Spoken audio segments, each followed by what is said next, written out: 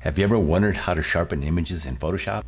Well, in today's video, I'm going to show you 3 easy to follow ways to sharpen your images in Photoshop. Coming up. Hey everybody, this is Charles Cabrera, helping you get started with photography, Photoshop, and Lightroom. If you're new to this channel and you like short and easy tutorials, please consider subscribing and hit that bell notification so you don't miss anything. Let's get started. So sharpening should be done at the very last when you're done with all your edits. So I'm going to just create a layer here, and say in this layer I was removing blemishes. In order to use the Unsharp Mask, you have to create a stamped layer. That is a layer that is basically a combination of all the layers below it.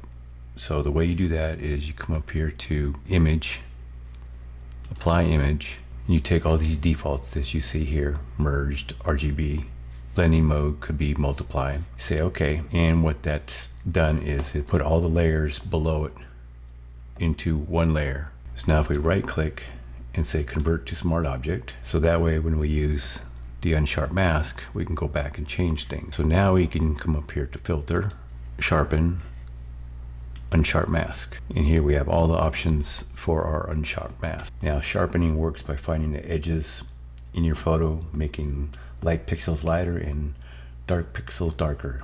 It increases the contrast around the edges of your image. So if we move the amount slider, you can see that it increases or decreases the amount of contrast in the edges of your image. So you can really bump that up to see what it does. Now the radius manages the level of detail. So the smaller the radius, the smaller the details that the sharpening is going to affect. And if you kick this radius way up, it's going to mean that it is going to affect larger details. And that's way overdone right there, but you can see it's affected the whole image. So we want to really work mainly in the eyes here. So now the threshold slider affects the areas of high contrast, like for the eyes in this case, but let's keep the threshold down. So if we bring the amount up, just say 100, just to see the contrast we have, and the radius, the more we bring it down, it's going to affect like the pores, like at this detail here, like a radius of 1.3. And if I hit this preview here, you can see that the pores of the skin are changing. Not so much the detail in the eye, it's when you bring this radius up that it affects. So I'll bring it back down and bring it back up, and you can see the detail is more affecting the eye as the radius gets higher. So let's bring this down a little bit. You want to work with the radius and the amount to get something that looks like it has enough detail and not too much.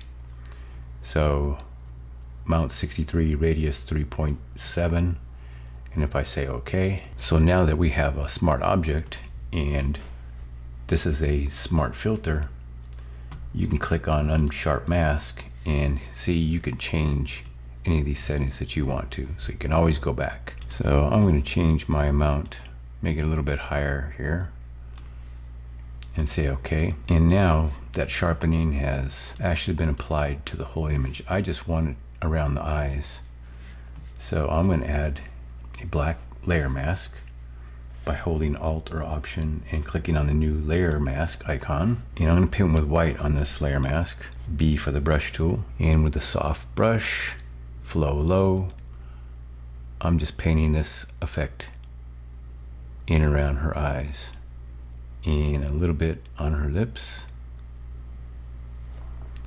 And I can click on this eye here, before and there's after. You can definitely see the differences in the eye. Now in the image, the eyes are more where you're drawn to, and you can keep going back if you want to add more sharpening. And if you wanted to, you could paint a little bit on the eyebrow here. And so we purposely wanted these details to show up more and not on the skin. And that is the Unsharp Mask. And if I press Shift and click on the layer mask, it shows where the effect is on the whole image. And it's just a way that you can tell, well, maybe you might want to have it on other parts of the image, but then hit Shift and click on the layer mask and you're back to where you were. So that's how the effect is on the whole image. That's how the effect is on just the eyes. Now you can keep on adding different layers of sharpening. So if you want to add some sharpening for small details, what you would do is create a new layer, come up here to image, apply image, and then make a smart object here. Again, come up to filter, sharpen, unsharp mask, and then bring down your amount quite a bit and your radius and say okay. And then what you would do is put another black layer mask, Alt Option, and add layer mask, and you can just paint with white in any area that you want to sharpen. So in this case, there wasn't any area that I actually wanted to add too much small detail sharpening, but I just wanted to show you that you can keep on adding more Unsharp Mask layers like this and just adjust the radius and the amount for the detail that you want to get. So now we're going to look at smart sharpening. This is a stock image, but the workflow would be the same if you were working on a image and say you were doing blemish removal on one layer, and that was like the last thing that you were doing in your editing process.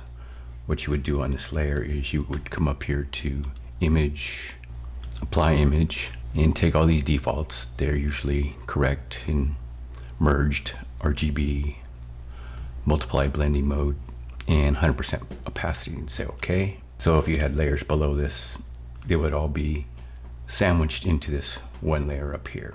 And then create a smart object from this, and come up here to filter, sharpen, smart sharpen. Now smart sharpen works very similar to Unsharp Mask, except that you have a lot more options. The amount and radius work the same. One of the good things about smart sharpen is it ignores the facial features or the skin details and focuses on higher contrast areas like eyebrows, eyes, hair, beard. Amount sets the amount of sharpening. When you increase the amount, it increases the contrast on the edges. The greater the radius value, the wider the edge effects, and the more obvious the sharpening. And now we have something new called reduce noise. So you have some noise introduced when you're sharpening. So when we're reducing noise here, actually increasing the slider, so it's reducing unwanted noise while keeping important edges unaffected. So remove, and one of the better options to use is lens blur. So it kind of removes that lens blur and all the effects from it on your sharpening. So these additional options down here, you can fade the amount in your shadows or fade the amount in your highlights.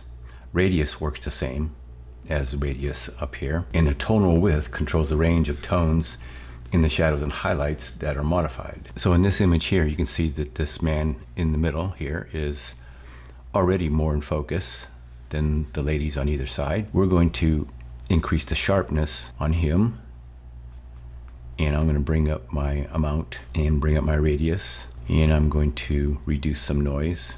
But so let's look at just the preview. So that's before and the after. I think I want to reduce my amount of sharpening down to about 200 or so, 206, and also the radius.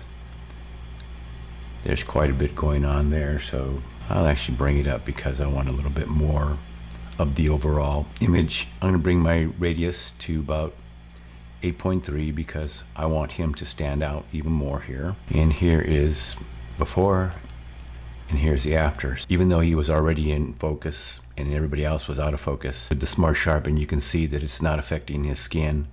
It is just affecting the eyes, eyebrows, hair, what he's wearing. Also, what's good about smart sharpen is here you can set a preset.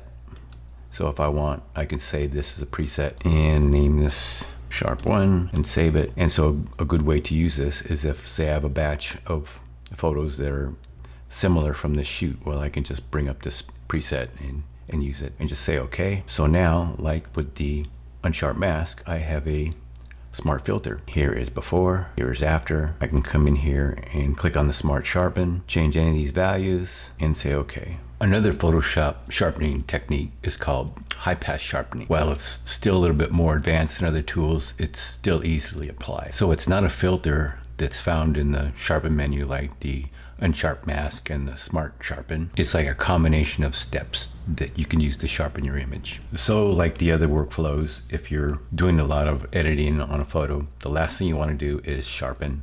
So if you have your last layer that you're doing some work on, again, you want to come up here to Image, Apply Image, take all these defaults. So you can either do that or you can just duplicate your last layer. So next you want to desaturate your layer. So to desaturate your image, you come up here to Image, Adjustments, and Desaturate.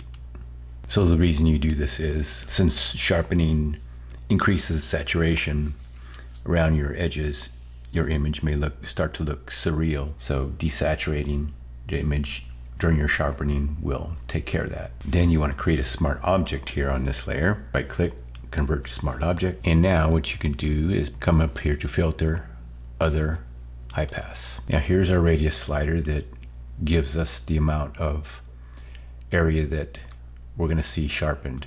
So as you remember before, radius works like on the low end of the radius, it's going to sharpen some of these small details, like in this case, the skin. And as you bring up your radius, you're going to see more areas that are going to be affected by your sharpening. This radius is about 10 right now. You can start to see the eyes and the lips. So right around there is where you're probably going to be using this for the sharpening of the eyes and other details.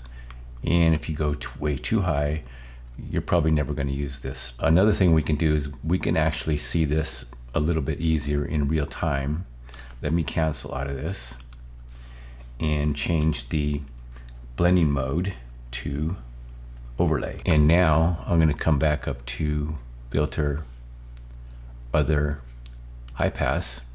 And this time I'm going to move my radius down until I see actually how it is sharpening in real time. So again, if I bring this up just a little bit, I can see that at certain values, like in this case, say the eyes, if I were to leave this at 7.2 and say okay, so that is sharpened the eyes and everything, actually the skin and everything. And now we're going to need a layer mask to selectively mask out or allow the areas that we want sharp to show through. Since we made this a smart object, this is actually a smart filter.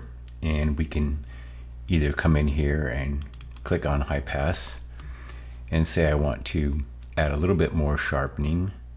I'm going to increase this a little bit here and say okay. And I can turn off this eye right here and see how it affects the whole image. Also, if you want a little bit more sharpening, you can change the blending modes. So that's overlay, soft light, hard light's giving it more sharpening, vivid light even more, linear light the most. So this is the only method that's going to allow you to use a blend mode to actually change the amount of sharpening that you have in your object. So I'm just going to take this down to back to overlay. I was just showing you what you can do with the blend modes too.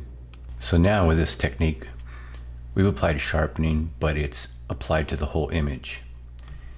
And I want to include it just around the eyes and a little bit on the lips. So in order to do that, I'm going to add a black layer mask, hitting Alt or Option and click Add Layer Mask. So right now you don't see any of that sharpening because the black layer mask has hidden that. And to reveal that, I'm going to paint on the black layer mask with white, B for the brush tool, and I have my flow. I'm going to bring this up a little bit to like 15% just so you see. And so I'm painting in just around the eyes, and you can see that the eyes are coming in very nicely. And I'm going to paint some on the lips, and if I turn that off, there is before, there is after. And if I want to paint just a little bit up around the eyelashes, just right here, I can even add a little bit on the eyebrow. There's before, and there's the after. So now we have a way to use this high pass sharpening, and it's totally non-destructive. Now, if we want, we can actually duplicate one of these layers and then go back into the high pass and change the radius. Say if you want to just do small details, you can move the radius slider all the way down and then apply that and make this a white layer mask on the duplicate layer, and that would show through, and that would be like a small detail sharpening on the whole image. So now let me ask you something. Which of these 3 techniques did you find helpful? Let me know in the comments below. If this video was helpful, give it a like and don't forget to subscribe. If you want more short and easy Photoshop tutorials, see the ones above. And remember, it's never too late to learn. See you in the next video.